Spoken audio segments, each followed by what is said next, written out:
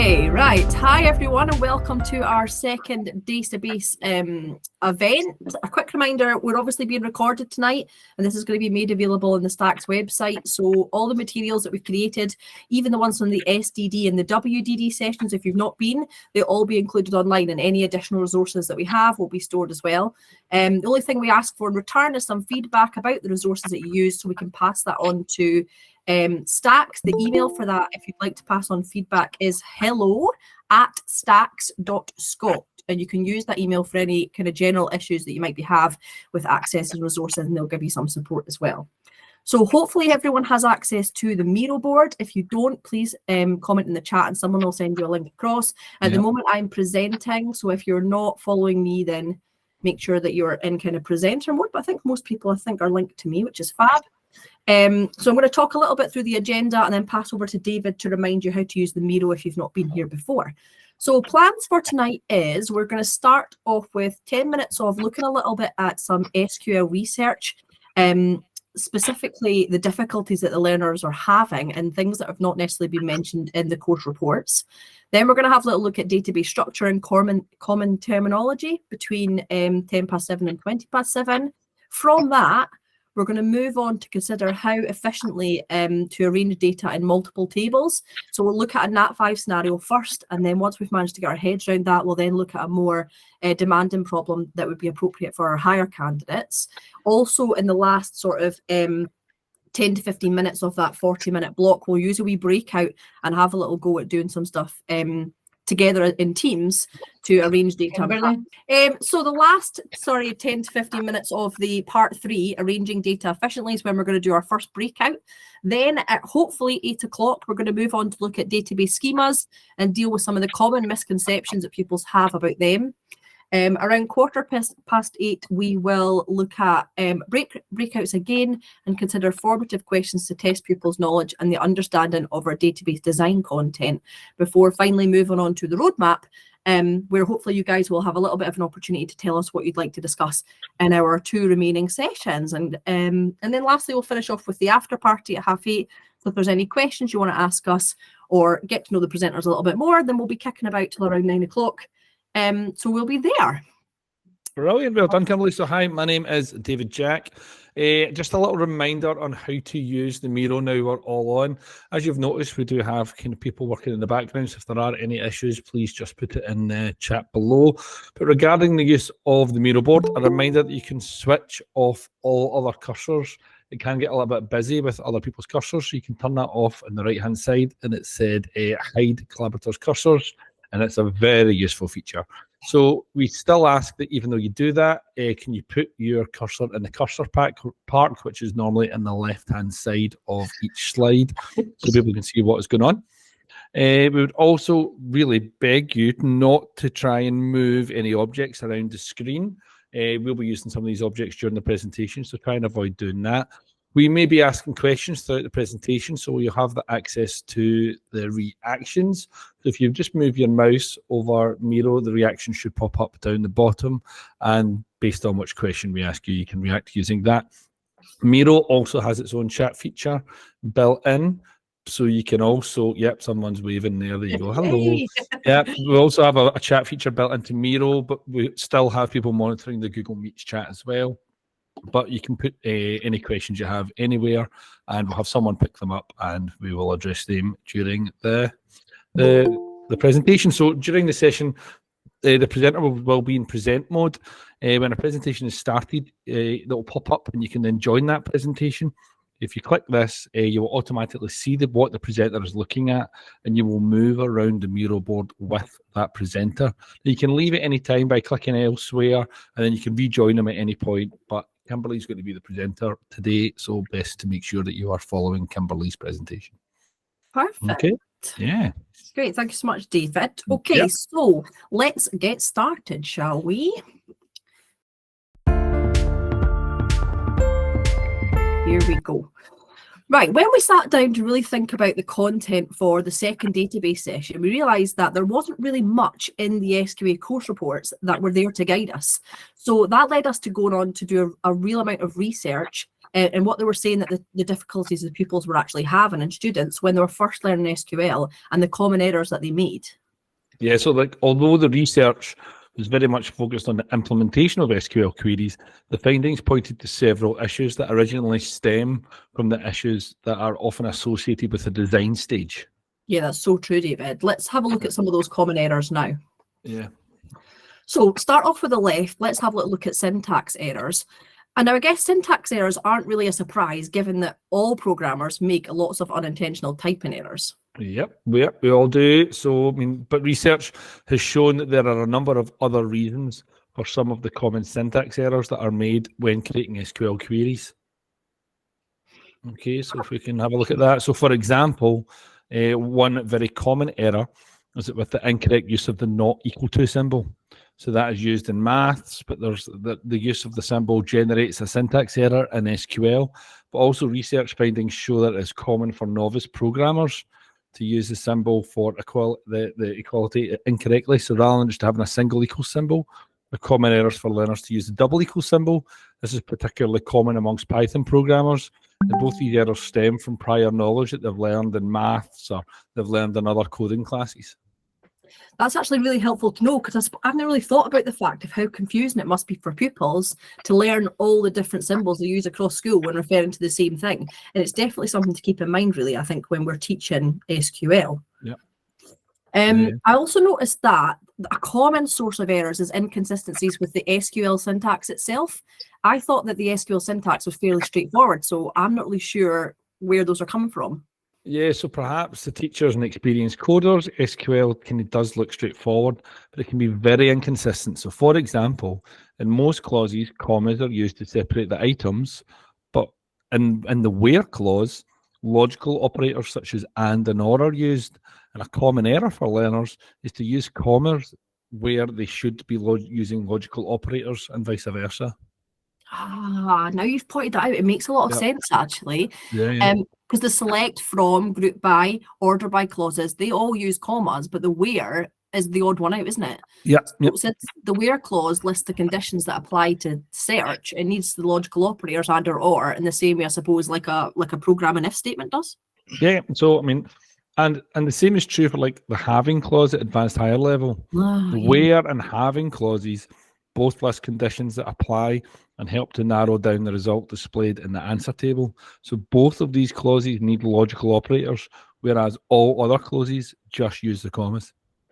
That's an easy mistake to make then. Definitely, yep. Good. Okay, so moving on, it looks like the next most common error that the learners make is with joins. So in our courses, pupils are expected to use equijoins, which are formed using the equality symbol in a explicit where clause. Yep. So there does seem to be a fair amount of confusion about joins. So according to the research, however, most of the confusion stems from a lack of understanding of how the database has actually been structured. So in our courses, pupils are always presented with the tables that have already been structured, efficiently. How the tables have been structured is never really explained to the pupils.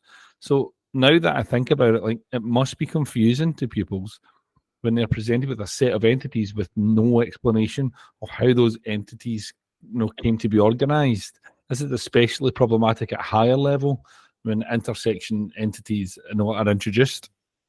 Agreed, actually. And another problem with the joins, I suppose, is that learners often don't look carefully enough at the database structure to enable them to correctly identify both the primary and foreign key pairs that then need to be used. This is definitely something that I've seen in my own classroom, and I've always really put it down to carelessness. Yeah, but it's interesting that these findings, especially the cause of errors, they've helped me to understand why pupils have so many problems with joins. That's something I think I'll need to keep in mind when I'm teaching the content in the future. And I'm guessing that if pupils are having problems with joins, then groupings is just going to be like a whole other level of difficulty for them. Yeah. So grouping is very demanding. So to create a successful queries that are fit for purpose, it is really important for pupils to understand not just how the data is stored in the database, but also how it is processed by the database engine. So rather than individual variables that are familiar to our pupils from programming and database work, data is processed in rows and groups of rows. So essentially, the research has shown that difficulties with grouping data stem from not having a real kind of solid grounding in how data is structured in a database and processed by the actual database engine. Pupils really do need to understand that the database engine processes rows rather than like an individual data item. And I think that lack of understanding must also contribute to problems when it comes to things like ordering, which is the next thing that's mentioned. Yeah, it does. So, I mean, it may seem obvious to us that the order by clause is applied to rows of data. So when we sort pupil details into alphabetical order, for example, of surname, we don't just shuffle their names around. The order by clause moves the entire rows of data.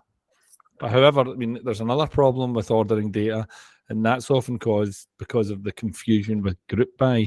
Many pupils don't really understand the difference between these two keywords and use them interchangeably. Oh, I hate teaching group by.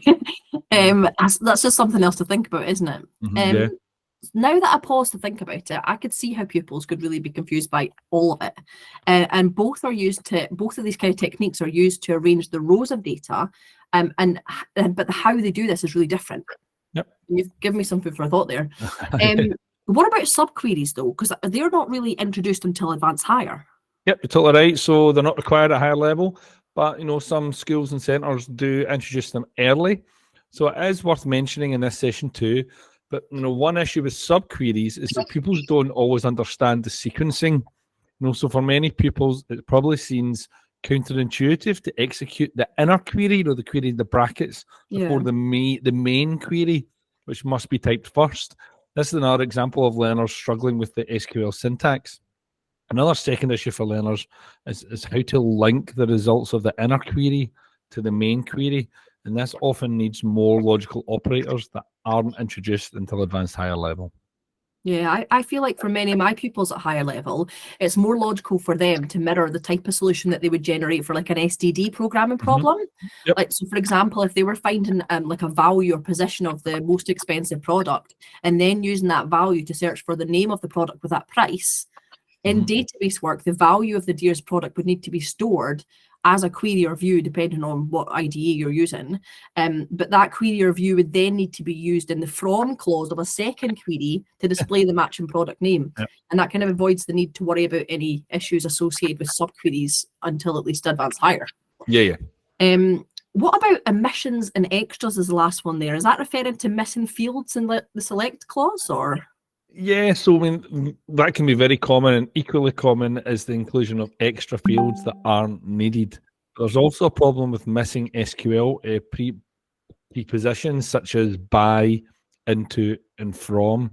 So the research is showing us that many pupils only learn part of the SQL keyword. So instead of order by, they're simply just using order. Instead of insert into, insert is used in its own. And instead of delete from, pupils use delete on its own.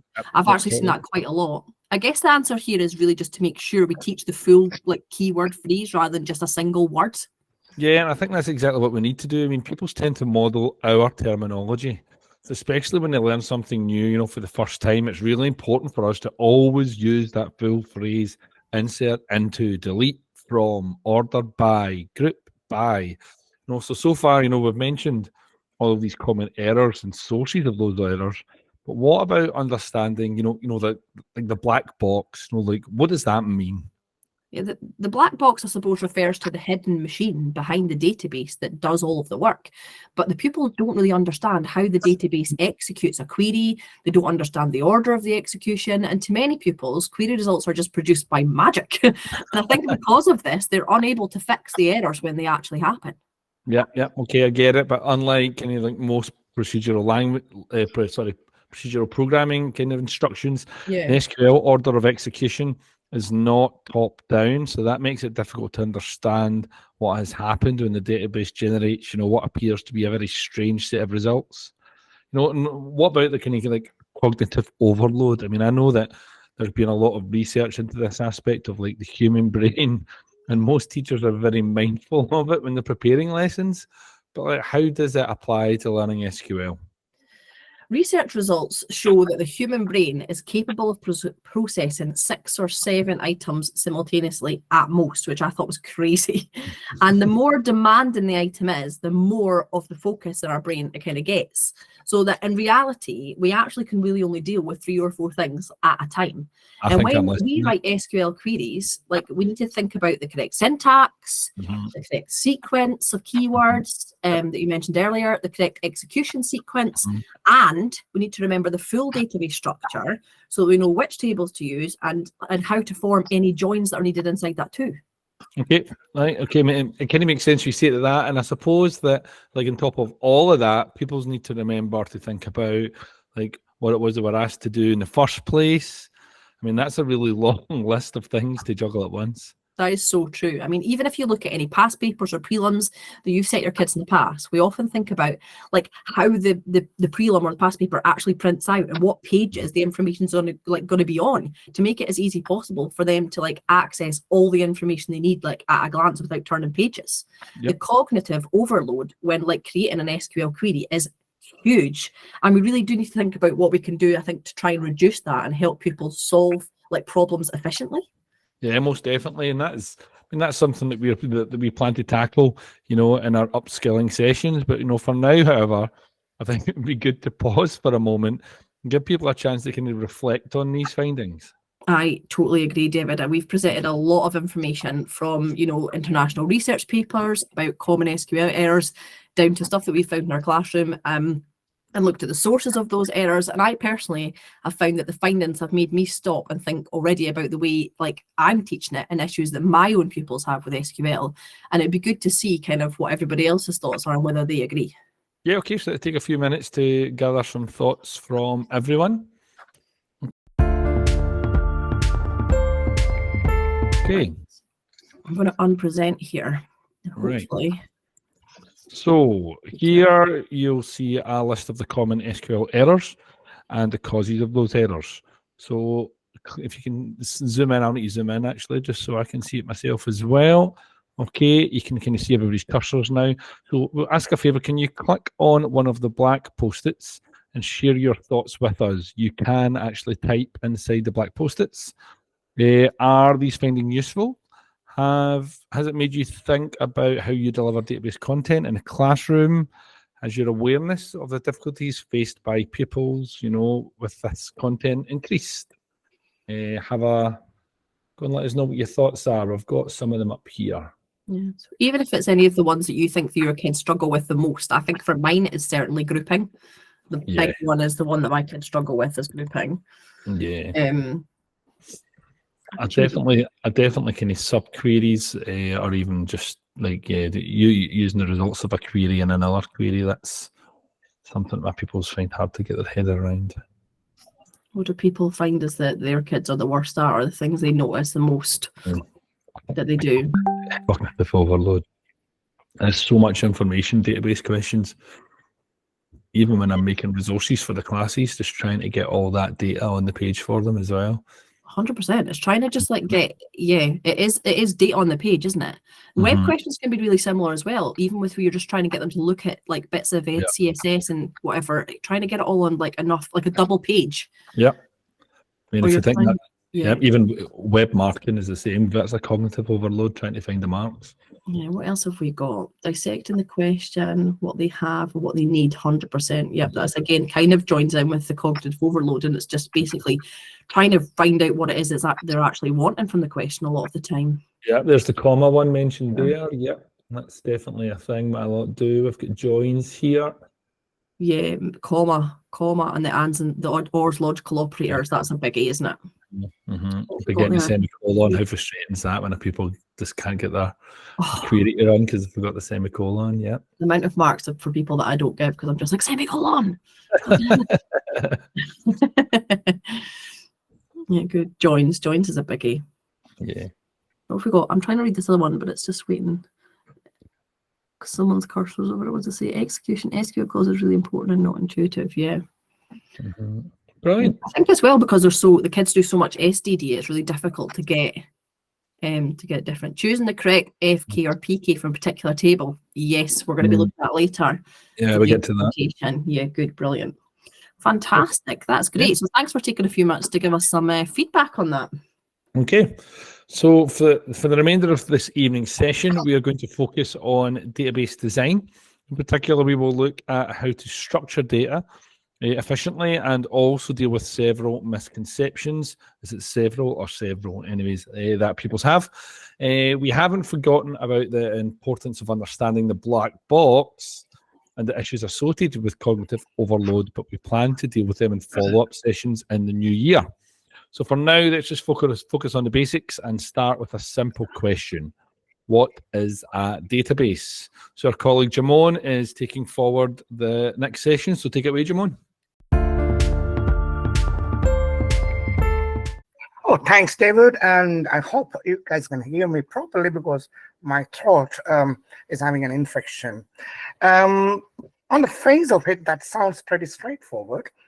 What is a database and how is it structured? But actually, there's an awful lot of specialist terminology to get to grips with and few essential key concepts that must be understood.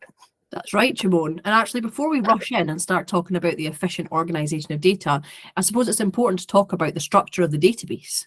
Absolutely. A database is an organized collection of highly structured information or data values. Until these values are displayed with sensible headings or used to create reports, they are simply text and numeric values that don't mean a lot to humans. The way that the data is organized is managed by a specialist software called we call it DBMS, or it's database management systems. Yeah, that's right. The database management system also allows users to retrieve and update the data, but it also kind of provides an interface for the end users, between the database and them. Yeah, okay. So Oracle is an example of a database management system, and so too is MySQL, SQLite, SQL Server, Microsoft Access, all of these. These products allow users to interact with the underlying data. So I suppose that answers the question, what is a database? But you said that the database is kind of highly structured. What did you mean by that? Oh, the data stored in a database is modeled on the rows and columns of a series of tables. This is the most efficient way to process and query the data. It's important to note that modeling the data on the database tables makes it easier for humans or like us to visualize the data. But then when the data is stored electronically on the disks and the hard drives, it isn't actually stored in tables. And the use of tables is really just there to make it easier for us to understand and talk about the structure. Yes. So if the data is modeled on a tables, how do users access it when they want to use the data? Well, I suppose that's where SQL comes in. SQL is short for structured query language, and that's the language that we use when we're storing the data or writing the queries. So yeah, I'm with it so far. The storage of data is modeled on tables, and the database management system allows users to query the data using SQL.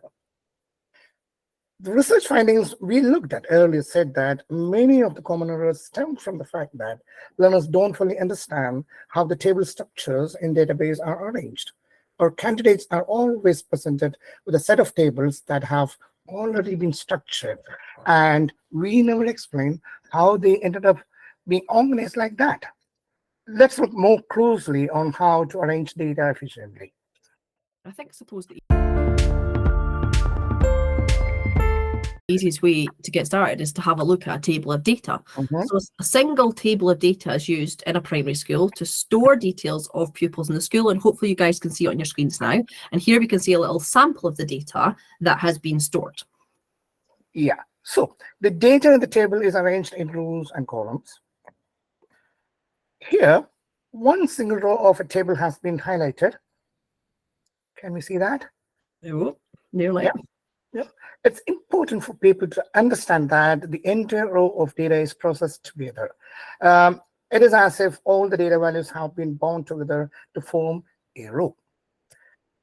Whenever a single data value is processed or updated, queried, or removed, the DBMM process the data as part of a row, not as an individual value. Yeah. It is really important for pupils to understand this. Yeah, I can see that. Yeah. In database work, we sometimes refer to the single row of data as a record. So in this table, we can see 9 pupil records, If we need to update any single value, for example, update an age or change a teacher, the value that is processed as part of the row or record it belongs to. Next, we have columns. Yeah, thank you so much. So, Columns of data, you okay? Columns of data can be thought of as sort of vertical structures. So on their own, the columns of data don't really provide us with a lot of information, but it's important for the pupils to be aware of the headings used at the top of each column.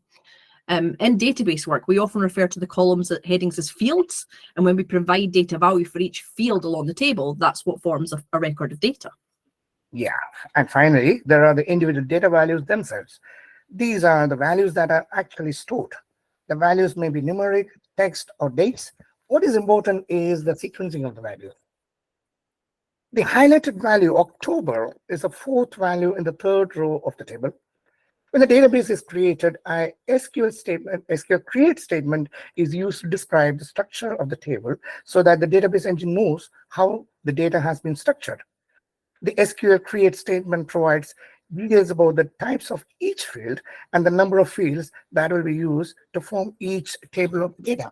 Ah, right. I think I understand what you mean now about data being modeled on table structures.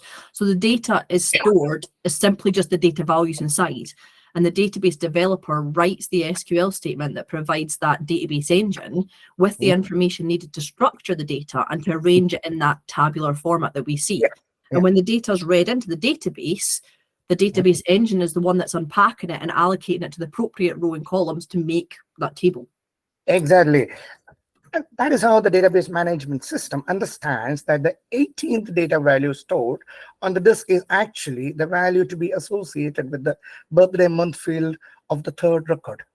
Ah, it's clear then the database engine is doing a lot of the heavy lifting behind the scenes to process the data and think about how the data is structured. That's really helping me understand the amount of work that's carried out by the database management system software. But I'm wondering, like, this is quite intense, and how much of this do you think pupils really need to understand, Jamon? Yeah, it's really important for teachers to understand exactly what is going on so that they support people in their learning. Yep. But at N5 level, I think it's enough for pupils to know that data is modeled on a tabular structure and is arranged in rows and columns. Since N5 pupils are expected to sort data, it is also important that they fully understand the need to process data in rows. It would be great to see to give them the opportunity to process paper records, something like library cards or even top prompts. This could really drive home the need to process data items that are grouped together in records. Oh, library cards. I love that. That's a really good idea. What about higher pupils? How much do you think they need to understand? Pupil in higher level should have experience of processing records of data as part of their software development work, and that should make it easier for them to understand the concepts of processing individual data items that are part of a record structure. Given that higher people should be familiar with the processing of records, they should be better able to think about how the data is actually stored. And it may be appropriate at higher level to explain to pupil how the data is stored and how SQL is used to provide the structural information to the database engine. At the end of the day, I think it's probably down to the individual teachers to decide what is an appropriate level of detail to provide. Each class will be different. I totally agree. Thanks for taking the time to talk about that. That's great. Yeah, one last thing I want to cover before moving on is to look again at the original table of the pupil details. I've spoken in detail about how the data is structured in a database, but haven't really touched on how it is organized. If you look again at the original table of pupil details, you may be able to see some potential problems with processing this data. There are several issues with storing data in a single table like this. Have you worked out any of those issues for yourself? Well, let me see. I think to start off with, I can see that several values have had to be typed over and over again. That's the big kind of one, isn't it? So, for example, like the teacher of class 2PA is Mrs. Taylor, and our name has to be entered for every single child in our class. Yeah. And this means that there's a lot of scope for human error. Let's face it, data entry is pretty dull, and it's easy to make silly typing mistakes. And look at the different spellings for Smith with an I and Smith with a Y. That could be easily confusing. Yeah, not to mention the Ms, Miss, Mr, Mrs. It'd be easy to muddle all of them up when you're just doing like a data entry for loads of kids. Yeah, and what was said earlier about how the data values are stored on disk, that must mean that those names and the classrooms are stored repeatedly across the database. Yeah, well spotted. The duplication of data is really inefficient and very wasteful of the computer's resources. It's going to use up disk space, increasing the amount of time that's needed to process the data. And the solution is to arrange the data in kind of multiple tables so that the data duplication is avoided, I suppose. I can definitely see the need to do that. Yeah. But when the natural thing to do is to simply lump the data into the single data, how do we know how many tables we will need? And how do we know how to structure them? I think that's exactly what we're going to look at next, is taking it from a single table and moving on. But first, let's pause for a few seconds and look at the list of vocabulary that needs to be covered when we're talking about database design in the classroom, because there's a lot, isn't there?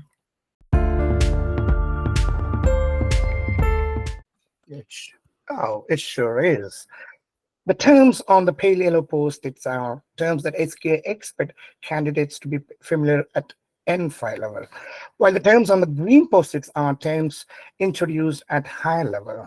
And what are the orange post-its for? Well, those terms don't actually appear in the SQA course specifications document, but are really essential terms that people need to understand. The ones on the top, row, column, record, and field, are all needed to understand how data is stored. If we don't use these terms, when we first talk about databases, we were actually blindfolding our people by not fully explaining what database is and how the data is stored. The term schema at the bottom is really helpful. It's so important that we will come back to it in a few minutes. Perfect. Okay, let's do that. So far we've taken the time to think about database, like what the database is and how the data values are structured. But I think what we need to do now is think about how we arrange all of that pupil data more efficiently. So David, why don't you do this section? Yeah, no bother. Thanks, Kim. So let's start by looking more closely at the single table of pupil data. So here we can see 4 rows of data that are stored in the table, and look carefully at the data and tell me what you see. Well, I can see data about the pupils in the primary school, and I'm not sure about this, but I think I can see data about the classes the pupil are in. Am I right? Yeah, so each row of the table is being used to store data about the pupils themselves, but there are also some data values that are about the class that the pupil is in. So I can see the data values about the pupils are in the first 4 columns, really. Yeah, yep, and the data values about the pupils' classes are in the last 3 columns. Yeah. So at the moment, the table is storing data about 2 different things, really, I suppose. I'm not sure of the correct word to use there. Yeah, so in database design work, each thing or set of data values that we need is called an entity. So this table is actually storing details about 2 different entities. Okay. Yeah. So it's actually more efficient to split the data into 2 separate entities like this. There we go. Yeah. Yeah. So we now have an entity about pupils and then a separate entity about classes. That's pretty cool. Yep. But hold on a minute. Looking at the separate entities, I've just noticed there's nothing to say which class each pupil is in. So how would they know? Yeah, so well spotted. So I mean, that's the hard part of arranging data values, efficiently. Not only do we have to think carefully about how we split the data into separate entities, we also have to think carefully about how those separate entities are linked. So since it's easy to get lost in the details, I think we should step back a bit and think about how these 2 entities are related to one another in the real world. So have a look at this. Oh, now I like this frame because it's super visual. I can see the individual classes that have been represented by these tiny little schools, which are cute. And then the individual pupils will be represented by the faces, yeah? Yep. So, yes, the use of the little graphics removes the details that we can kind of see in the table and lets us focus on the pupil and class entities. So this helps us to think about how the entities are related in the real world. When I see the entities presented like this, it's clear that there is definitely like a connection between the pupils and the classes, but it looks like each pupil belongs to one primary school, but then each class can have many pupils almost. Yep, so that's correct. So in database design work, we call the connection between the two entities a relationship. And in this example, we say that there is a one-to-many relationship between the class and the pupil entities. That makes sense, because that's how things are in every primary school, and the use of the little graphics has really helped me to kind of show that clearly. Now I know how entities are related. There's still nothing that the entities have in common that can be used to link them. No, there's not. So, I mean, to explain that, we need to leave the small graphics behind, unfortunately. We need to go back and we need to think of the details that need to be stored in each entity. Unfortunately, there's a way of doing this visually, as we can see here.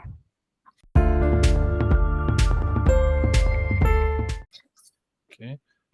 So, the diagram is called an entity relationship diagram, or sometimes known as an ERD. And it shows visually how the pupil and class entities are related. We can also see each of the details that were stored in the original table. The two entities are represented as rectangles, and individual details, or column headings for the original table, are represented as ovals. So in database design work, these individual details are called attributes. In that case, then, the line between the two entities, that must represent the relationship. Am I correct in saying that relationship is called consists of? Yes, you are. So one more symbol used is the crow's feet at the end of the relationship. These represents, the many side of the relationship. So I should be able to read that across in a sentence. So it should say a class consists of many pupils. Yep, you have just read out the relationship sentence. But it is important to remember that you should read a relationship in both directions. Ooh. So, although to do this, you often have to change the name of the relationship to generate a sentence that makes sense in that direction. So, in this diagram, a sentence like "a pupil belongs to one class" would work. So, the relationship must have a name, and the crow's feet symbol must be placed next to the correct entity. So, when I read the relationship in either direction, they both make sense. Yep, exactly. Okay, that all of that work, and there's still nothing in common to link these two tables. Not yet, no. But you are correct in saying that we need something in common, and that something is an extra attribute.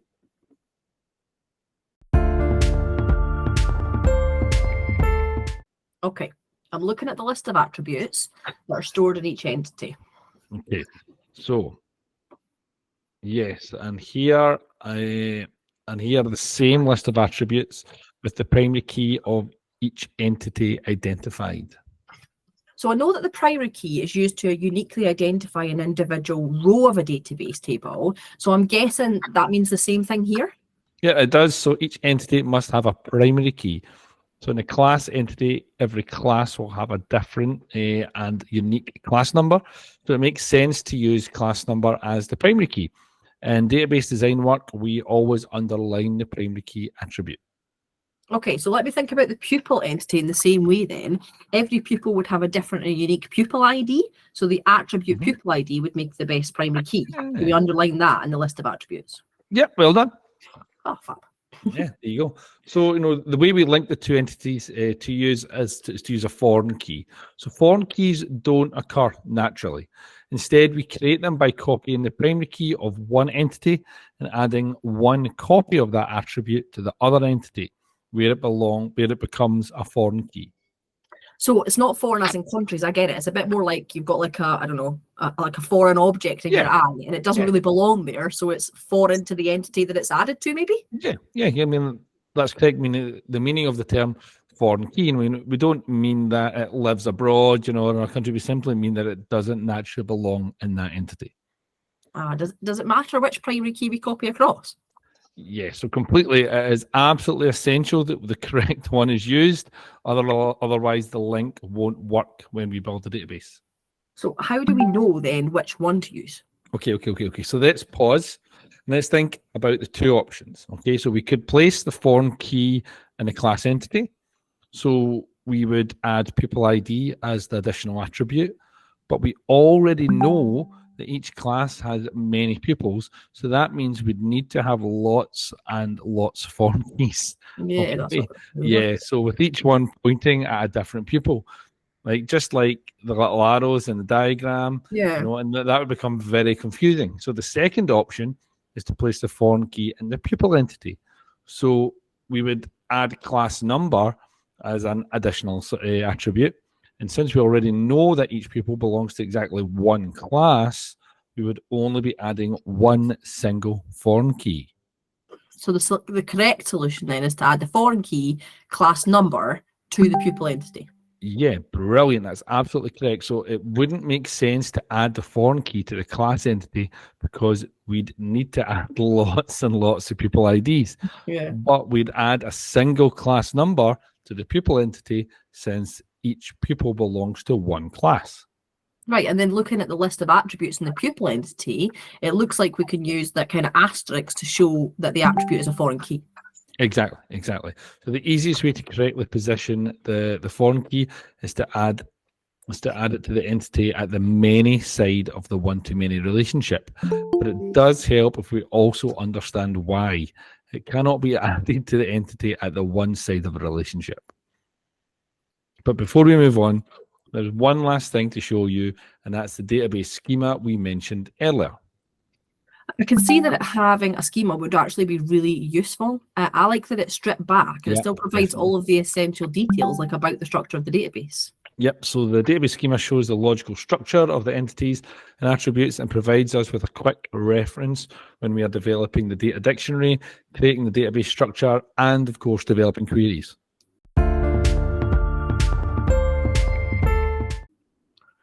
And now that we've taken the time to think more carefully about the database structure itself, we can see the data could be stored in two separate but linked tables.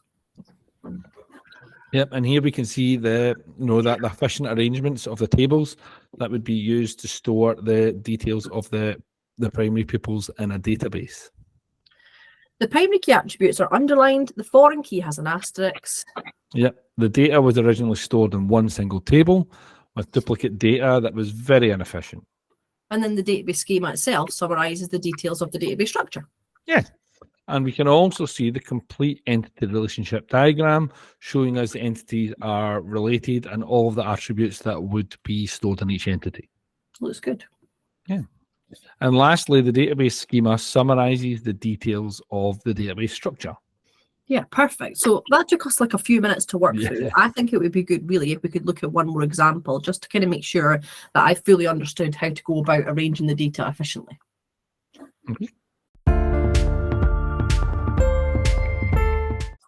Okay, so that's a good idea. This time we're going to think about college student and the courses they study. Well, this looks a bit more straightforward. Yeah. We'll need two entities, student and course, just as it says in the frame, yeah? But wait, sorry. So slow down a little bit. So before we jump to see any conclusions, we need to think about the details that would be needed in each entity. Right, okay. Well, let me think about this. A college would store details about... Wait, actually, why are we doing this work? Yeah. I think what we'll do is get everybody else to do the work because we've been talking for a long time now, yeah? Yeah, we have been. Let's do it. So let me go and get a feedback frame here. Brilliant. Right, I'm going to escape. This is what I want everyone to do. So hopefully you can see the slides. Yep, so can we see cursors? Yes, there's all the cursors. There we We're at the go. one with the big brain. If you're struggling, you can always follow me at the top. I should be a K, dark green. Yeah. You can find where I am. So what I want you to do, it's called feedback, student and course details. And I want you to use one of the post-its and try to come up with something you think would either be in the students details table or the course details table. If you think it's course, put it as a yellow post-it. If you think it's going to be a student detail, put it as a red, yellow, pinky, whatever it is. Pink. Yeah, that's pink. Yeah, you can see pink. Yeah. Cool. I'm looking for what we can come up with. Course name, committed. Make it yellow. Yeah. Yes. Yeah. What Student potential number. attributes? Yeah. Student number, student ID, student code. That would totally work, wouldn't it? It's quite nice sitting back and just watching the work come in. This is brilliant. Much better than you making me do the list again. SQA number of pupil would be a good SQA number would be a good primary key, wouldn't it? Yeah. Just need to tell a few authorities that. I know. CMIS numbers, that's what we always have. Oh, You guys got CMIS, yeah. yeah, it was Yeah. the login calculator they used to force us to use, and now we've thankfully moved to candidate numbers.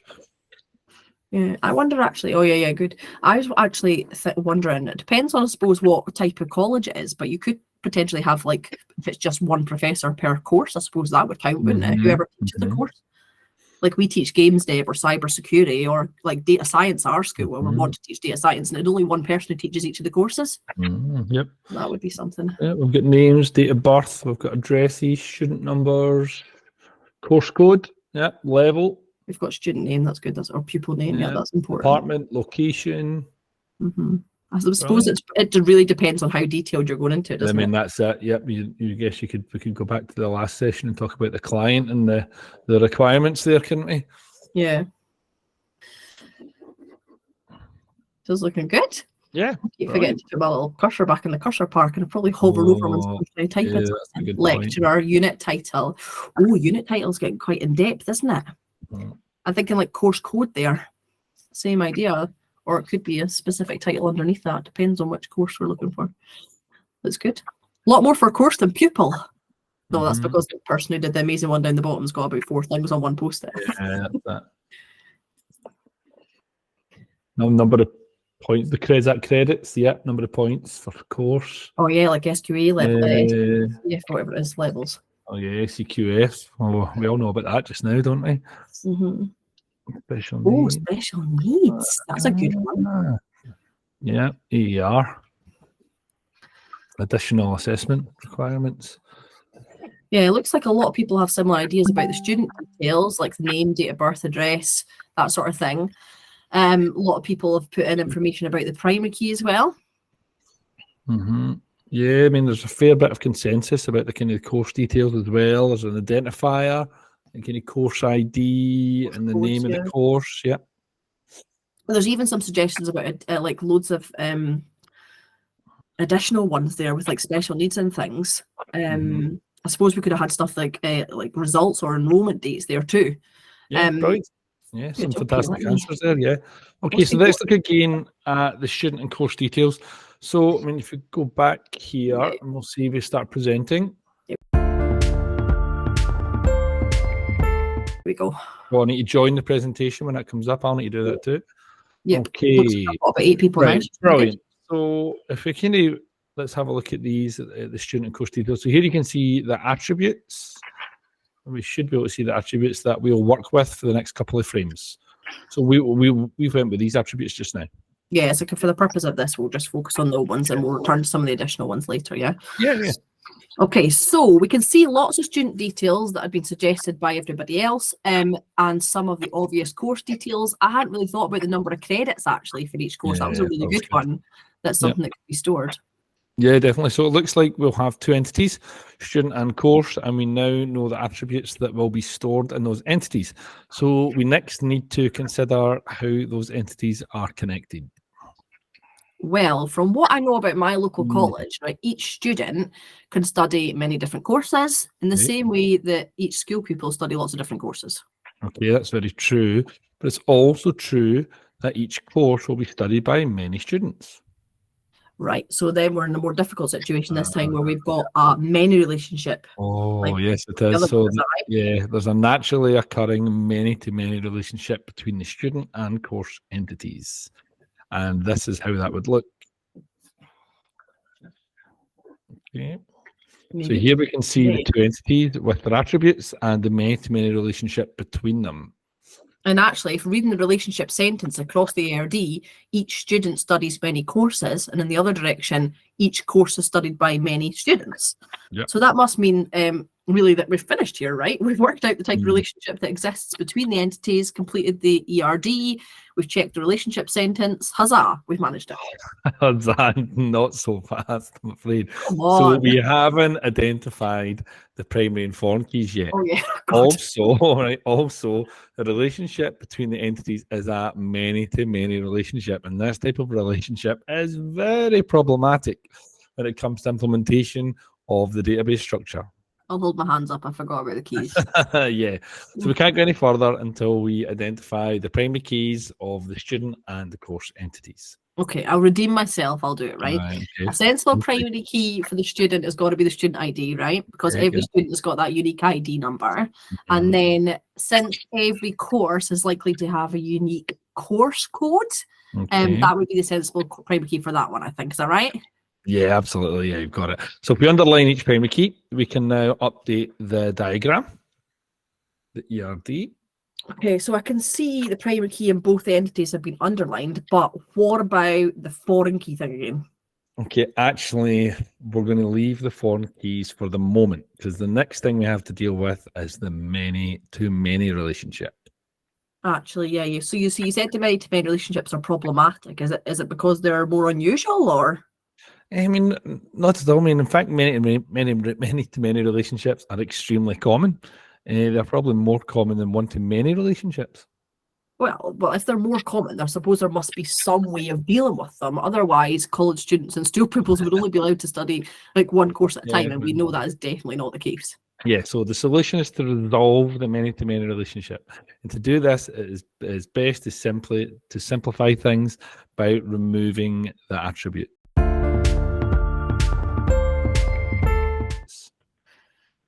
Okay, so there's a lot less information to deal with Yep. now. I can Yep, see the yep. simplified ERD showing the student and the course entities, and then that kind of many-to-many relationship between them.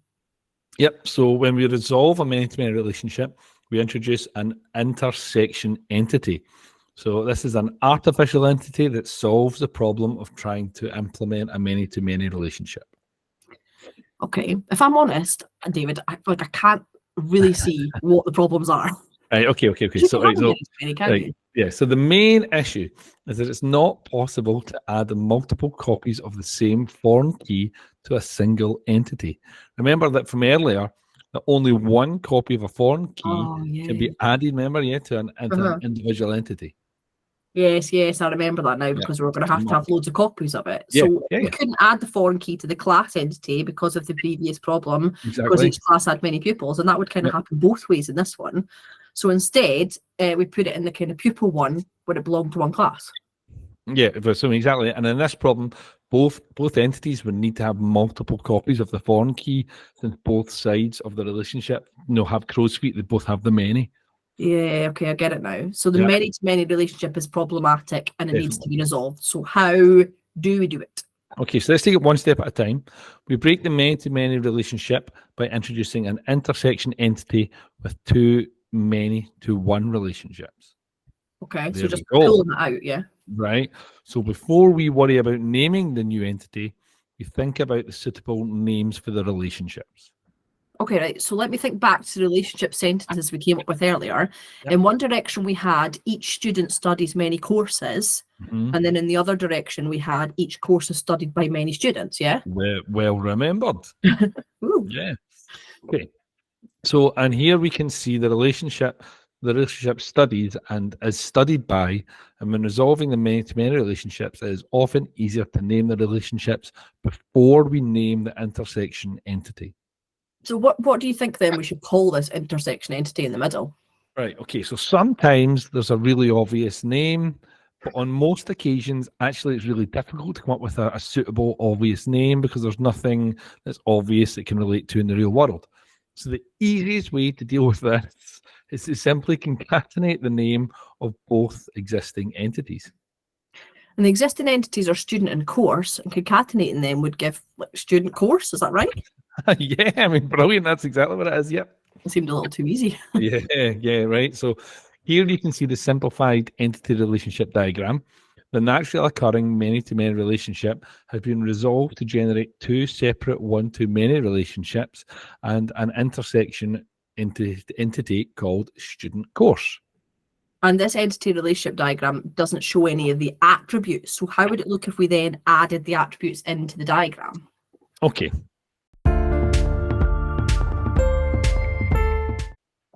So here we have added the attributes that we need in the student and course entities.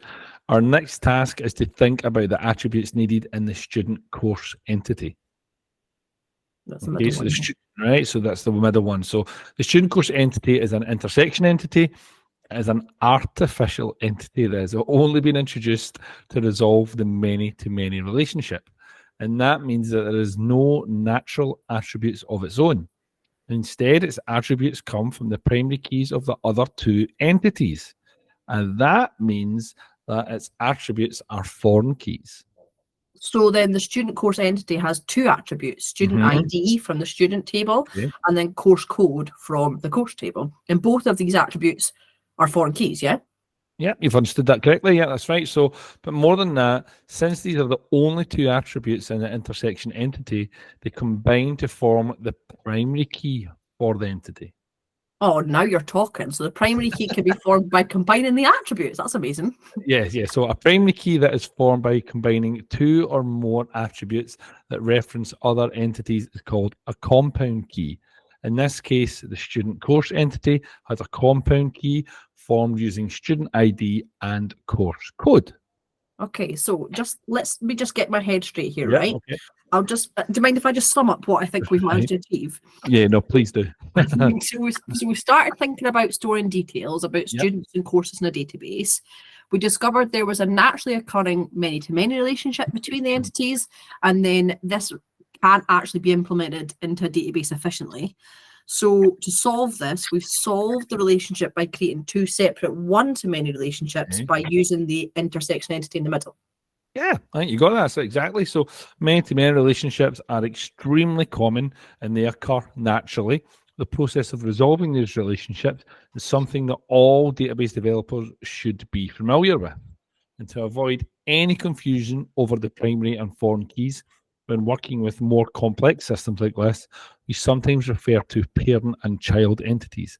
In this case, the original student and course entities are the sources of the primary keys that we copied to form the foreign key, and that makes them both parent entities.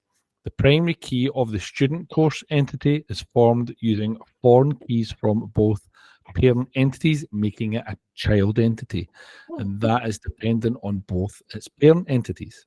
Makes sense. Okay, but I mean, before we move on, let's summarize everything. Here is a simplified ER entity relationship diagram for the student and course database.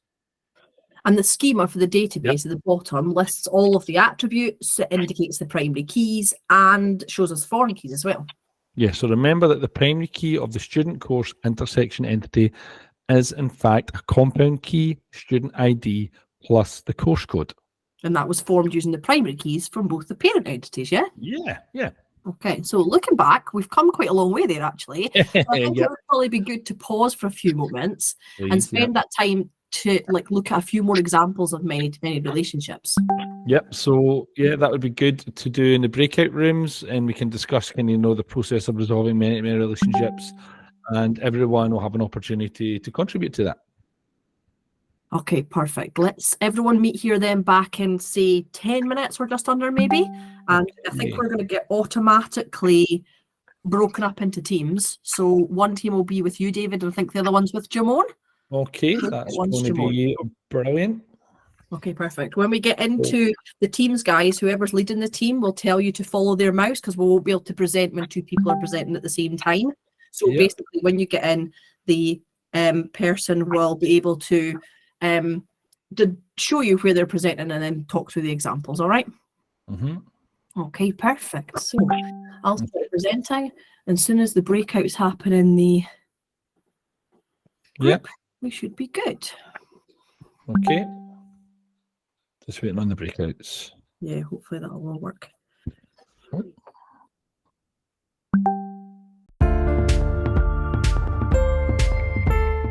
But we have a problem here in front of us with a many-to-many relationship, and it's just about breaking this down. We're looking at the Netflix kind of slide here. So each TV show is watched by many viewers, and a viewer watches many TV shows. So that's obviously an issue here.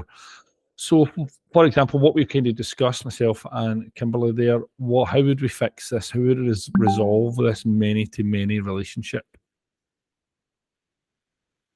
How would we resolve that? Any contributions? Sorry, David, I'm slightly frozen. Too many things going on for me. Oh, yeah, there's a lot happening. Yeah. Yeah. No, everyone Another gone shy. table in No the one, middle. Sorry, Jodie, I missed that there. Can you say that again? yeah.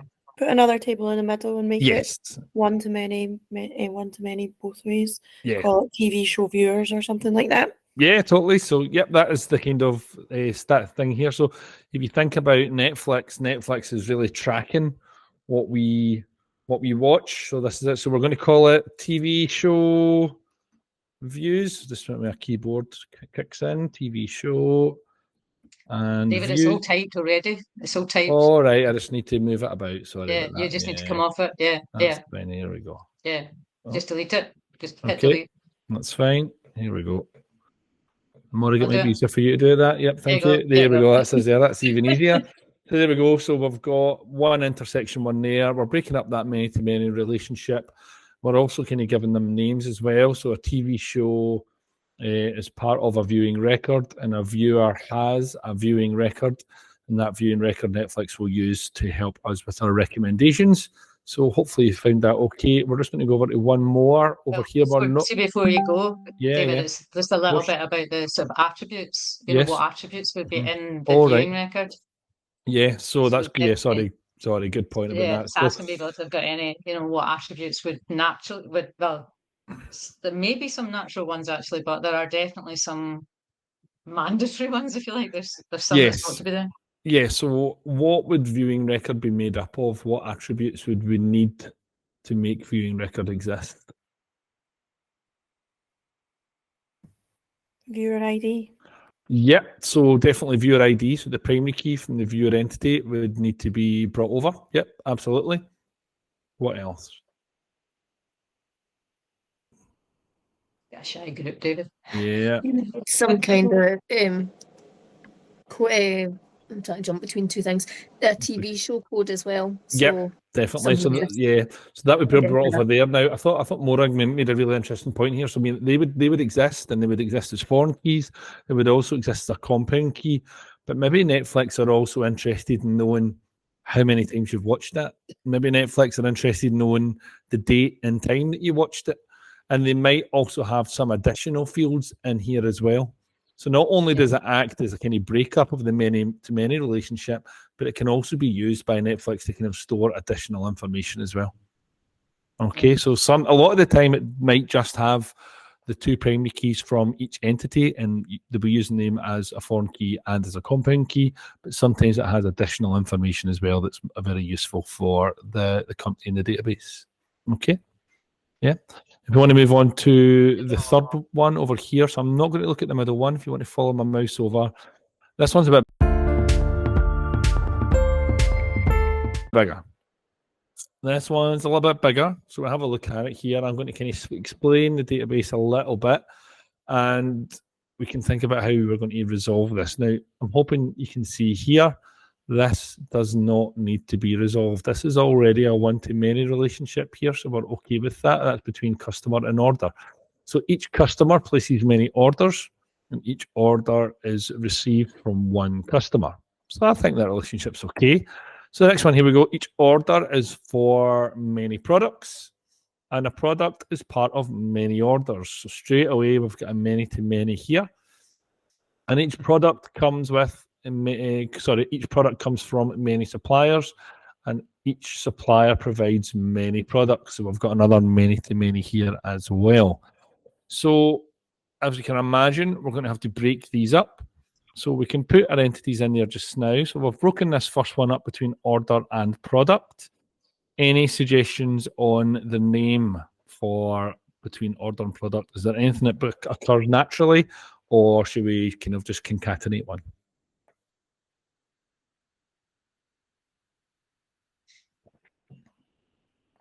Between order and product. I don't know anything. Well, my knowledge of the real world. Yeah. I just go for order product. Yeah, I'm a big fan of concatenating as well. That's what I pretty much do. Yep. Yeah. Yeah. I think it's more important for candidates to always think about the relationship at this stage when it's nice and clean. Mm-hmm. Even before you put that name in, is think about order and what is put your relationships on now before you put in that intersection entity.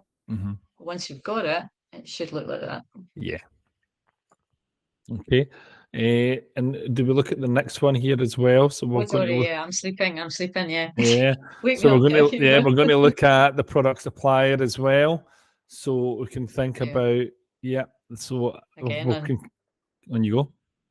yeah, I don't know, products and suppliers. Yeah, that's what I'd call them as well. Yeah. Product Product supplier. suppliers. Yeah. I would And actually then say, just go, the majority of the time I do just concatenate it, unless there's something extremely obvious. But if yeah, it I know, doesn't jump I don't out think at it's me, worth, I no, don't waste any time. No, no, let's do it's not worth the it. mental energy. And again, put the relationships on before it gets too complicated, Yeah. because otherwise I find kids struggle to come up with the words that they need for them.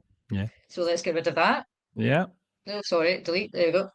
So There we something go. Yeah. like that. Yeah. And have we got the full one for this? Does Yeah, it yeah. go? Yeah. You wanted to, yeah, got to delete the top and the bottom. All right. Okay. Right. Yeah, so there's the I'll top. let you do that. Yeah. Wow. There Oh, we go. oh, wait a Oh, minute, that's the whole slide there. Undo. That's it. Yeah, I know. It's just not kind of, wait a minute, there's something stuck. Tell you what, I'm just going to pull it down. Everyone there? Okay. Yeah. We can watch that. There Yeah, we go. we can do that. There we go. Yeah. So What happened there? we've went from the pink one, Yeah. and we've now Yeah. got this kind of yellow one here.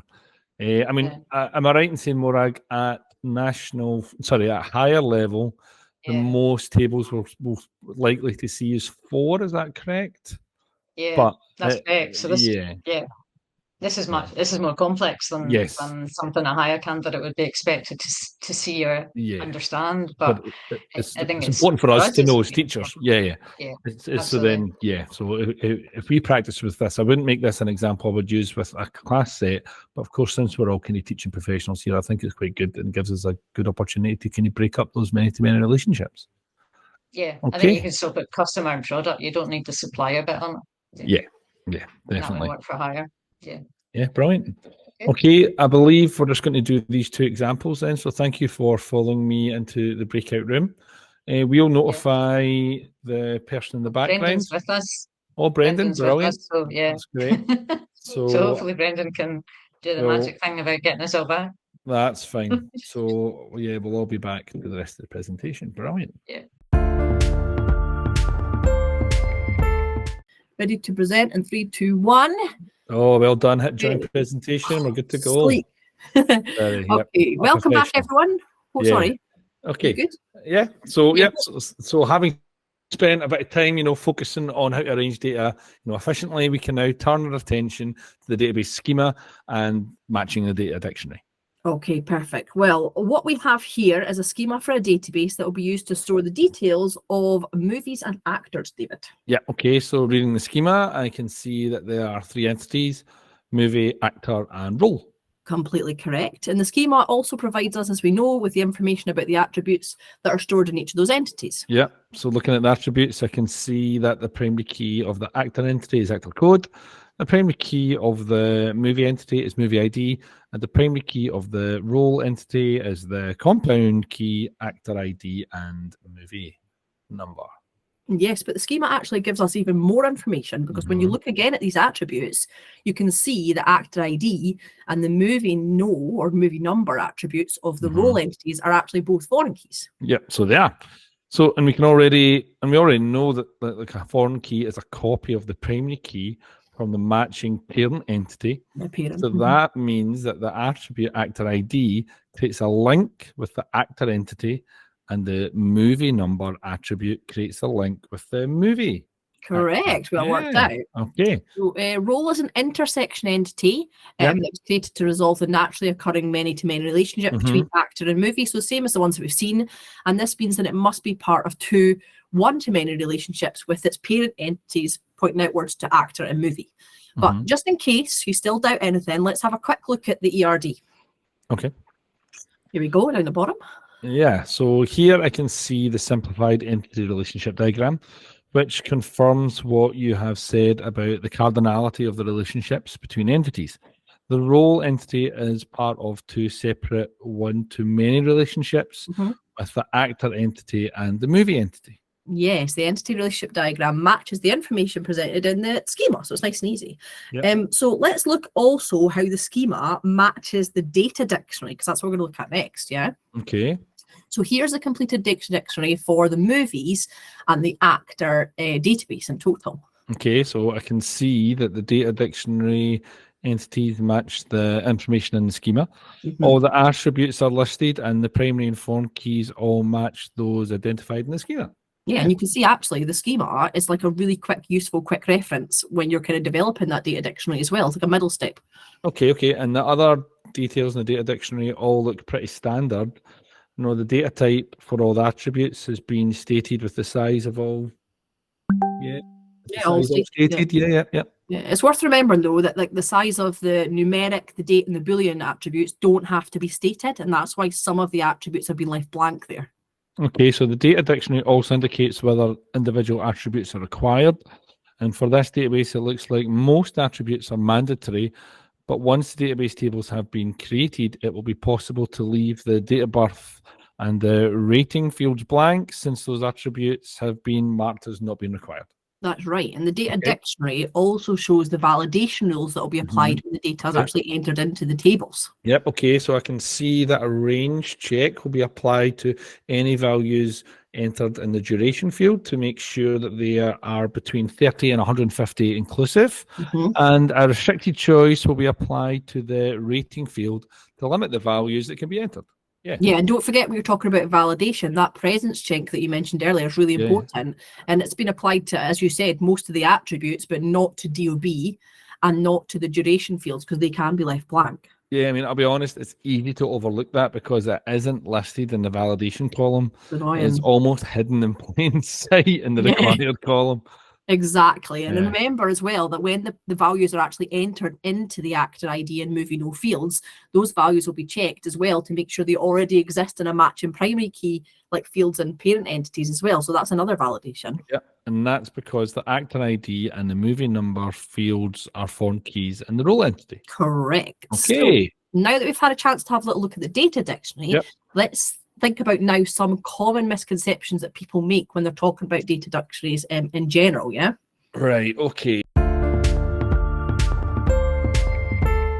Okay, so let's start with this misconception about intersection entities. The intersection entities only contain foreign keys.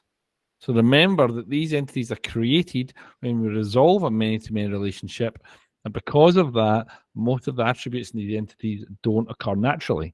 The foreign keys of the two parent entities should automatically be positioned in an intersection entity, and sometimes there are additional attributes that do belong in the intersection entity.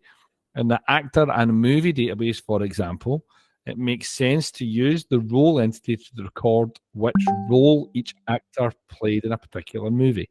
Yeah, that makes sense. Mhm. And let's think about the second misconception there. So the primary key is always a single attribute. I think that the most important word here is the word always. The primary key of the role entity in the actor movie database is a compound key formed by the attributes actor ID and Mhm. movie number. So there's a misconception that primary key is always a single attribute, but that actually is clearly incorrect. Yeah, okay. And this third misconception is a belter, right? So, My kids get this wrong all the time. okay. So an entity can have more than one primary key. Now, I do understand where this misconception comes from, but it is incorrect. An entity only ever has one primary key.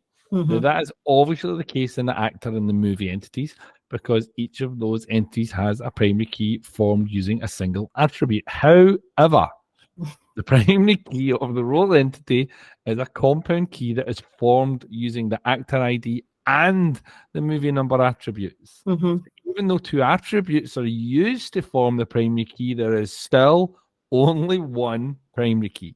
You are so right, David. My Yeah. kids get that wrong all the time. Yes. Okay, let's move on to some more misconceptions. Okay. So far, so good. Here's another one. Okay. You Here want we to do go. Yeah, I'll do this on. Okay, the misconception. Here we go. A primary key and the matching foreign key must have the same name. Now, this misconception is inaccurate. It isn't necessary for a foreign key and the matching primary key in the parent entity to use the same name. And here in the actor and the movie database, we can see an example of this. The foreign keys of the role entity are actor ID and a movie number, but the matching primary keys in the parent entities are actor code and movie ID, which obviously don't have the same name as the foreign keys. Yeah, that's right. So I suppose in most cases, the foreign key and the matching primary key do use exactly the same name, but it's kind of similar, I suppose, to like formal and actual parameters in STD. As long as the data is the same in each table and the relationship points to the correct field or attribute you want to link, the database will accept a different name, won't it? Mm-hmm. Yeah. Yeah, okay, right. Let's have a look at another misconception then. So this one's called all attributes must be validated. Oh, my kids do this a lot. Okay, so right, so looking at the data dictionary, I think for an actor and the movie database, it's clear that it isn't necessary to validate every attribute. I think sometimes when people see blank spaces, they just want to fill them in. 100%. Okay, and I get that it's a good idea, but it's not absolutely essential. We can see here that the date of birth attribute of the actor entity doesn't have any validation. That's right. I mean, it's good to make use of validation, but it's kind of overkill. It isn't always essential. Yeah, totally. Okay. And here is the final misconception for now. It's a green one, yeah? Yeah. So, okay. Every cell in a data dictionary must be completed. that's what we're just talking about, yeah? So I've actually seen this in action, especially in coursework. Some pupils are obviously unsure about what details they need to provide and then just end up writing everywhere in the hopes they'll get some marks. Yeah. So it's about having the confidence to leave some of the cells blank. We need to make it clear to pupils that they must provide a type for every attribute. So that's needed. But they only need to give a size for text fields. No other sizes are needed. And only those attributes that are primary and foreign keys need to be mentioned in the key column, obviously. Yeah, totally. Yep. So as far as the validation rules are concerned, the required column needs to be completed for every attribute to say whether it is present or not. Okay. But the best advice for the final column is to check the information in the task description carefully. In particular, look out for possible range checks and restricted choices. Yeah, but then I suppose we have to remember that all foreign keys have to be validated to make sure they're an existing value present in the primary key of whatever parent entity they've come from. Yep, I guess it can be confusing for people to remember when it's okay to leave a cell blank and when it must be completed. True. So as far as coursework is concerned, then we need to remind pupils that it's an open book assessment and that it is okay for them to look back at the previous work, because I think sometimes they're nervous of that, aren't they? I mean, I always give my classes some time to gather together like any files that they think might be useful, like reference material and things like that, like before the coursework and things. And that way they know exactly where to find everything if they forget what details they need to provide when they're completing the actual tasks themselves. Yeah, so that's definitely something that's worth thinking about. And it also puts the responsibility for solving any problems firmly back in the hands of the pupils. Exactly. So what we're going to do for the next 10 minutes is look at some examples of formative assessments and then see if we can check for pupils, understand how the data dictionary, the ERD and the schema content. I'm aware of the time. Yeah. Okay, so I think the breakout rooms will be 2 breakout rooms. Kimberly and Jamone will be doing the 2 breakout rooms. Anyone, I think we're doing the breakout rooms, one for me, one for Jamone. If anybody is obviously needing to dip out because it's 8:30, then do feel free. We're going to be on and finishing this off obviously after this, but it's all being recorded, so don't worry if anyone needs to disappear. Hopefully the breakout rooms are about to start. Yeah, we'd also love it for you to stay as well, though. Here we go.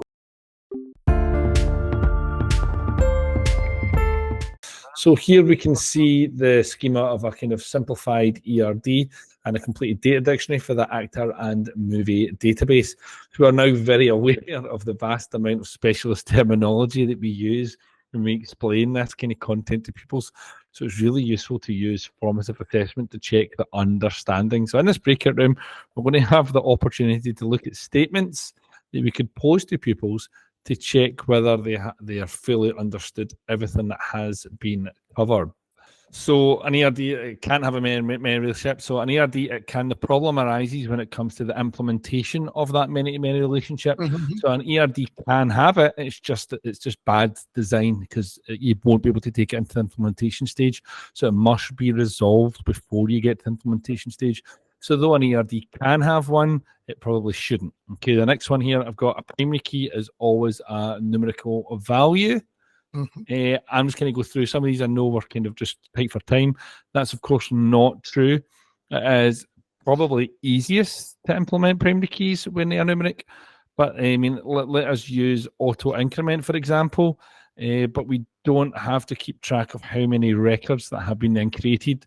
But it isn't necessary to use only numeric values. Many product codes use like alphanumeric, like product 1, 2, 3, that type of thing.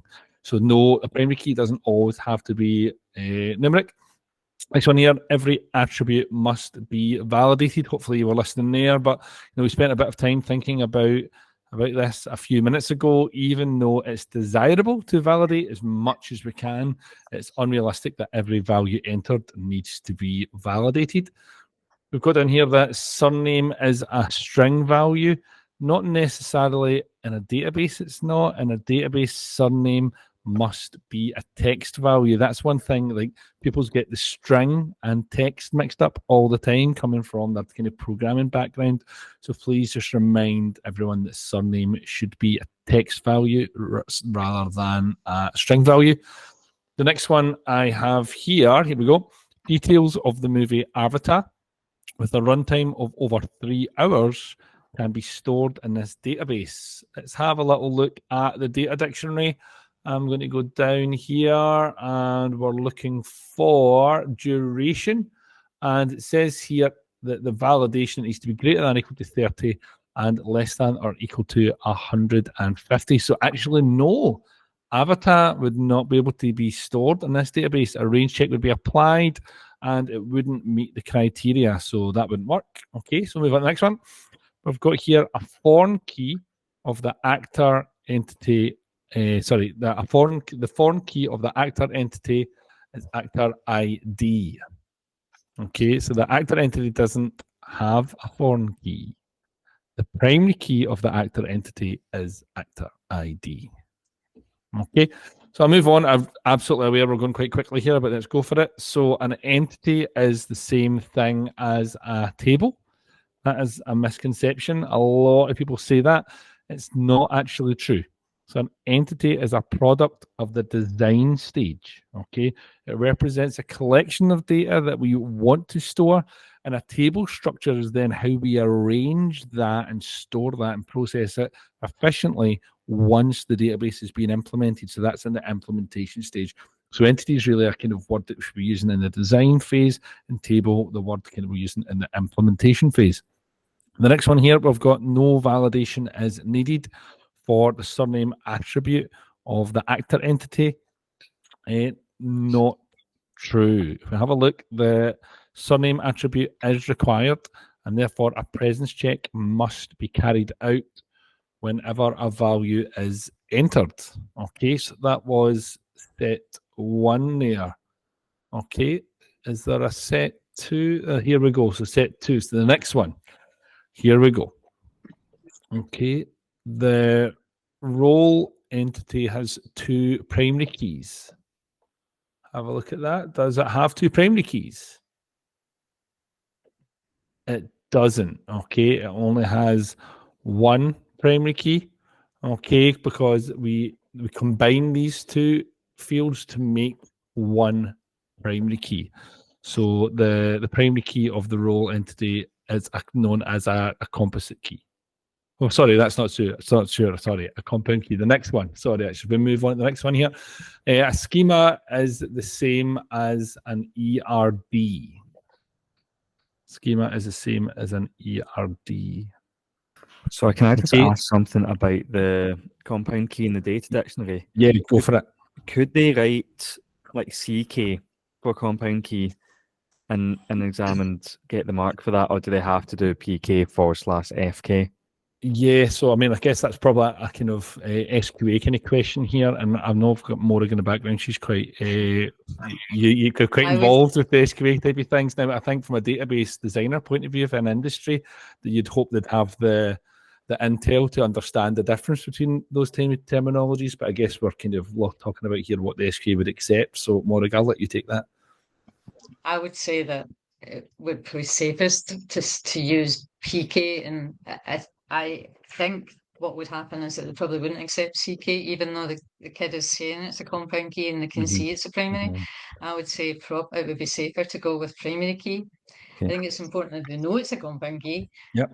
But to write an answer in the question paper, I would encourage them to write primary key and form key. Yeah. Okay, cool. Yeah. So start an argument in the marks meeting. I'm guessing if they did do that. David, I'm realising that the post-it's on the wrong order, so you Well, need to scroll that. no, that's all right. I'm getting it. I'm figuring it out. You're just keeping me on my Yeah. toes, Morag. I'm doing all right. Yeah, I'm not getting it wrong Go yet. for it. Yeah. So yeah, I mean, arguments at SQA meetings are pretty standard. But so yeah, if you want to bring it up, we're well versed, well practiced in it. So yeah, we'll go for it. So yeah, so if we're right, I'll keep going. So a schema is the same as an ERD. As I said, we've got the order they're in the wrong order. Set 3. Yes, we're in set 3. Thank you. Let me find that just now. I was there 2 seconds ago. So there we go. A schema is the same as ERD. It's not. A schema is not the same as ERD. An ERD is a graphical representation of the entities and relationships between them, whereas a schema outlines the structure of a database by listing the entities and attributes. So it's not graphical, so we cannot compare the two. Although you may be able to get similar information from them, they are not the same. Okay, so we'll move on to the next one. Great, so we've got a presence check is used to validate the attribute nationality. Let's kind of look at nationality here. Okay, we can see true. Yep, the attribute has been set to required. So that's fine. Yep, I'm all right with that one. Next one, here we go. So every entity must have a foreign key. So a lot of people definitely just think about keys, especially they kind of get down the route of every entity needs a primary key, and there's a lot of people then just assume, right, okay, foreign keys must be the same. It's not. It's totally incorrect.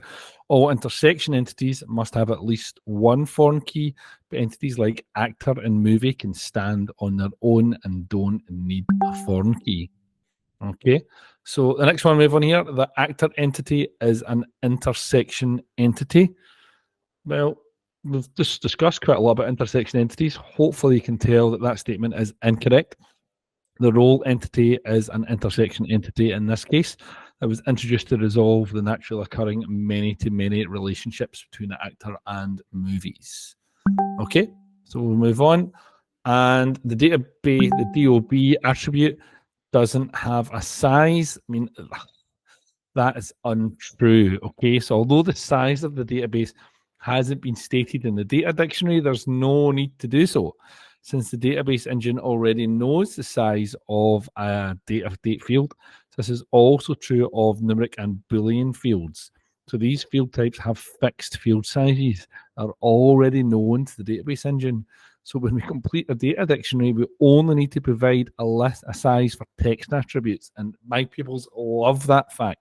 So if we don't do this, the default size of 255 will be allocated, and that is very wasteful. So we really just need to add the size to text fields. Okay.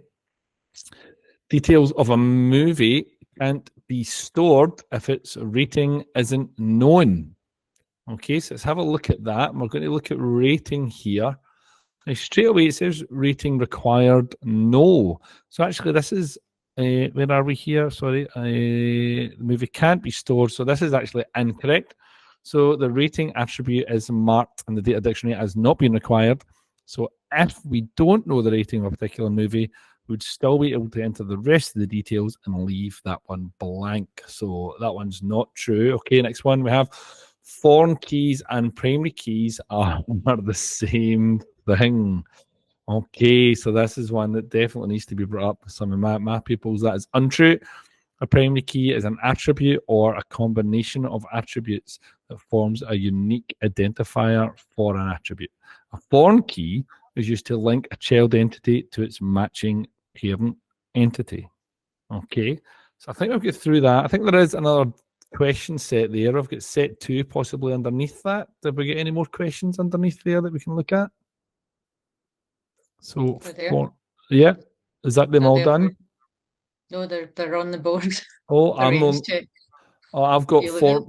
I've got foreign keys and primary keys are the same thing. That No, was. go back up. If you go back up to set 2, David. Oh, right. Okay. Yeah, Sorry. I know. I've obviously got my numbers. I can't do numbers. Yeah, but okay. No, I thought we'd done that one. We're not. I'm looking for a range check is used to validate the rating attribute. It's at That's set 2, the beginning of set 2. Yep, but that's not what's on my screen. Sorry, that's all. It's on our screen. Oh, I might have an issue then because no, these cursors moving in my Miro either, Morag. So you might want to take over because I'm having Okay. an internet issue. I think. Are you? Okay. So Yeah, a sorry about range that. check is used to validate the rating attribute in movie. Rating attribute in movie. Sorry. Rating attribute in movie. It's not. It has got validation, but in fact, it's a restricted choice, so it's not a range check. No. Okay. So let's get rid of that. And now I can't delete anymore. Okay, the primary key of the role entity is a composite key. We've deliberately put this one in because there is a lot of confusion over composite versus compound. So the primary key of role is a compound key and not a composite key. In a lot of texts and on the web, the composite and compound are often used interchangeably, and both mean that the primary key is made of 2 or more attributes, but compound key has actually got a much more specific meaning. The compound key means that the attributes not only that form the key reference other entities, so it's even more powerful than composite. So what we have here, role entity is a compound key of actor ID and movie number, and since both of those are foreign keys to reference the parent entities, the primary key of the role entity is a compound key and not a composite key. So that one we actually put in deliberately because we wanted to draw attention to the fact that composite is often used, when in actual fact we need to make sure that our candidates are using the word compound. Okay. 1, 2, 3, 4, 5 is a valid movie ID. When we look at movie ID, we're told it's a text field with a length of 5. Would 1, 2, 3, 4, 5 be valid? One assumes it would be valid. Yes, absolutely possible. It assumes it would be in speech marks if we were programming, but yeah. A many-to-many relationship must be resolved. Yep, absolutely. Yes. You don't have to resolve one-to-manys. You don't have to resolve one-to-ones, but you must always resolve a many-to-many relationship. And of course, for our candidates, it's already done. That's the problem, though, that they often don't understand what's happened, but it must be resolved.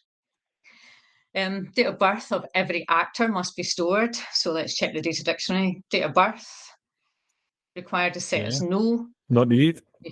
You there? You okay? Yeah, that's me back. Keep going. No, just you're doing well. Yeah. You pick up the next one. All right. Okay. All right. Okay. Right, date of birth of every actor must be stored. Data dictionary says no, it doesn't have to be. So actually, we could leave it blank if you wanted to.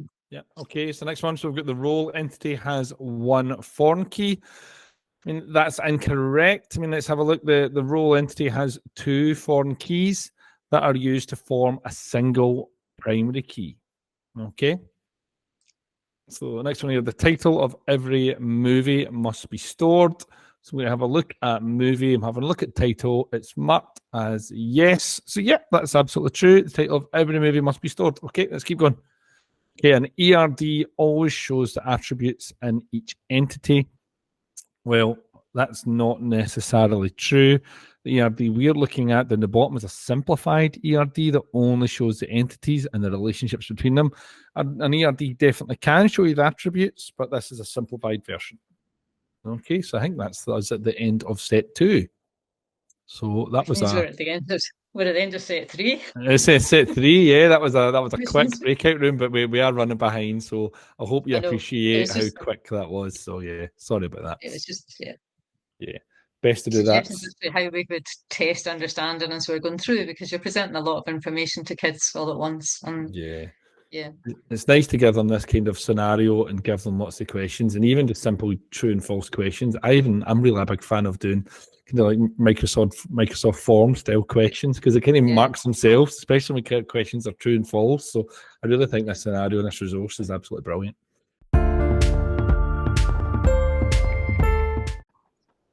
Okay, fab. So hopefully you guys are all able to make it back to the feedback board. If you can't find us at the top, you should just be able to click on follow Kim or David or anybody and find out where we are. Thank you for completing the survey that was sent out by Stacks. We're currently reviewing all of that information received to help us identify our key focus for the next 2 sessions. Yep. So one of the areas we're focusing on is the SQL's order of execution, because we know that many people struggle because they don't understand that SQL is not sequential. Okay, so if there's anything else, please use feedback 3 to jot down any ideas that you want to know more about. Yeah, it's called feedback 2 in this one, actually. All right, okay. Yeah, and I mean, remember that you can also include anything that you have thought about, other topics or other courseworks or anything else within the whole course. Okay, so if there's anything you would like, pop a comment on for some suggestions, especially if it's anything we've covered tonight, you think that we need to kind of go into deeper detail or anything like that, grab a post-it from this feedback 2 page where we all are. Hopefully you can find us. Yeah, I don't want to zoom out too much because people are going to be following me, so. Good. Well, how did people do in the second breakout, David? Or you were kicked out, were you? I get kicked out, and we just went extremely quick because we're aware that we're kind of overrunning, so it was a bit more of a speed breakout room, to be honest. Yeah. It was good though. I think it was really good to go through the kind of the ideas you'd asked the kids, because it was easy to see how easy we got tripped up, and then actually, I was saying it was a great task. Okay, so let's see what people are putting down here. I'm just going to zoom in on some of them so I can see. My preference is making everything explicit. When you've typed a post-it, guys, if you can go back over to the cursor park on the left, just because we can't read all of them with people's cursors on all over the place. So it would be good to go over assignments. Yeah, okay.